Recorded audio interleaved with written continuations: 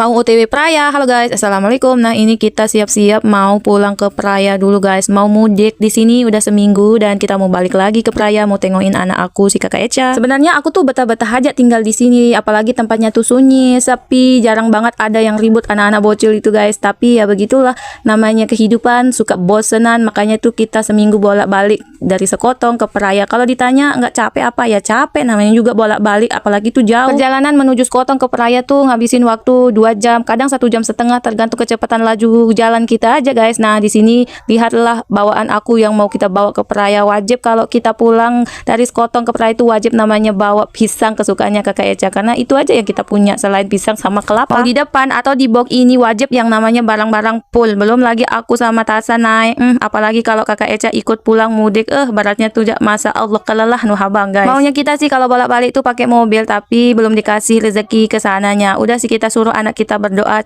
doain bapak ya supaya punya mobil. Alhasil dijawab kalau punya mobil mau taruh di mana, kan rumahnya di dalam. Kita suruh kakak Eca tuh berdoa, siapa tahu doanya tuh dijabah kan lebih cepat. Tapi alhasil dia malah jawab, ngapain punya mobil kan nggak bisa masuk di gang sempit ini. Terus kalau punya mobil mau taruh di mana, di rumah nenek juga nggak bisa masuk, nggak ada lahan buat parkir katanya guys. Alhasil bukannya kita didoain malah kita diceramahin sama anak aku. Ya udah nggak jadi dah kita pakai mobil ini, kita pakai motor aja. Meskipun bawaannya kita seabrak ya, siapa tahu suatu saat bisa dijabah ya, doa kita semoga punya mobil, amin. Dan ini kita pulangnya tuh lewat jalur timur. Semula kita mau pulang jalur barat supaya kita bisa lihat kapal pesiar yang bersandar di pelabuhan Lembang. Karena kita ada perlu ke rumah teman suami mau ambil sesuatu, makanya biar sekalian aja deh besok-besok aja kita lihat kapal pesiar toh kalau dia masih bersandar di sana. Ini kita pulangnya tuh diiringi rintik-rintik gerimis. Aku berdoa semoga nggak hujan lagi, soalnya sudah 3 hari ini di Sekotong diguyur hujan guys. Sampai jalannya ini becek dan berkolam kayak gini, entah kapan ya jalan ini tuh bagus lagi. Masih mending, masih bisa pilih-pilih jalan yang mau kita lewati lah. Kalau lewat barat sana Masya Allah sudah kayak kita lewati kolam renang, terus licin lagi guys. Super hati-hati banget. Dan ini kita sudah sampai rumah temannya suami. Ini jalan rumahnya tuh aja deh. Apalagi kampung rumah teman suami ini langganan banget sama banjir. Kalau hujan berturut-turut terus besar, air sungainya naik lah banjir. Makanya ini rumah yang di depan-depan ini pada pindah kali ya. Dan kagetnya lagi pas kita jalan kabel besarnya ini malah turun dan sampai sampah-sampahnya tuh bergelantungan. Pantas aja 2 malam ini tuh lampunya hidup mati dilanya tuh sepaning guys. Musim hujan di Sekotong agak ngeri-ngeri sedap guys. Takut banjir, tanah longsor atau air laut naik. Dan kalau musim panas apalagi